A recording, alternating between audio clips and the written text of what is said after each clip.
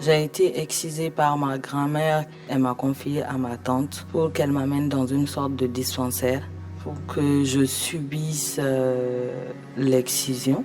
Je me rappelle que mes jambes étaient tenues par un homme et ma tante était au-dessus de ma tête. Mes deux jambes étaient tenues à ce que je ne puisse pas bouger, que je ne puisse pas m'enfuir.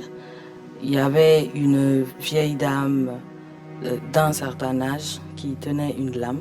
Et voilà, c'est quelques années après que ma mère m'a expliqué et j'ai su exactement ce qu'on avait coupé avec cette lame. Ce qui est sûr, c'est que jusqu'à maintenant, je me rappelle exactement de la douleur que ça fait. Un an après, à chaque fois que je voyais soit la dame, soit l'homme, je m'évanouissais. Ce qui est sûr, j'ai été traumatisée et je reste traumatisée.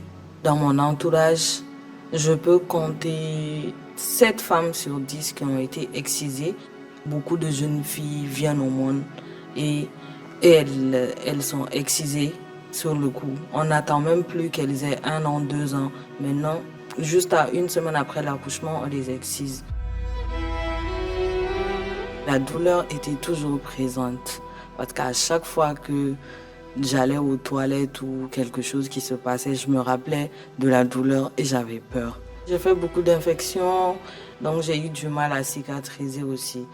À l'époque, je pensais que c'était une chose normale. Je me suis dit, si ma grand-mère avait pu m'amener, c'était normal.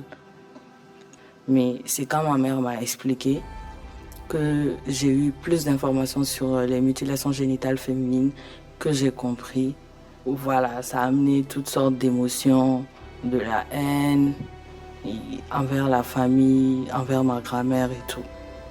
Il faut qu'on aille aux souches. Par exemple, dans les zones rurales, il faudrait vraiment expliquer à cette population, aux vieilles personnes qui sont ancrées dans la culture, que c'est juste culturel, on peut s'en détacher. C'est juste un handicap pour la jeune femme. Il faut vraiment tout faire.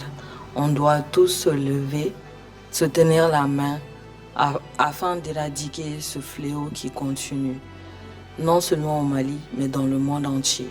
En ce 21e siècle, ce n'est pas normal que des jeunes filles soient traumatisées parce qu'une culture demande à ce que les femmes restent chastes jusqu'au mariage. J'espère que d'ici 2 à 3 ans, on ne parlera plus de mutilation génitale féminine et d'aucune violence envers les femmes.